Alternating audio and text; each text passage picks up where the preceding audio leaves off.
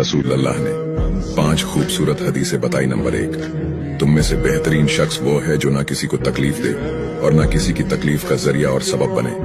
Number 2, जो शख्स दिन में 10 मरतबा सूरतुल इखलास पढ़ेगा यानी कुल हु अल्लाहु अहद, ये पूरी सूरत पढ़ेगा, अल्लाह ताला जन्नत में उसके लिए महल बना देंगे। नंबर 3, जो शख्स हर फर्ज नमाज के बाद 1 मरतबा आयतुल कुर्सी पढ़ने का मामूल बनाएगा तो उसके और जन्नत के दरमियान सिर्फ मौत का फासला होगा, यानी वो शख्स मरते ही सीधा जन्नत में जाएगा।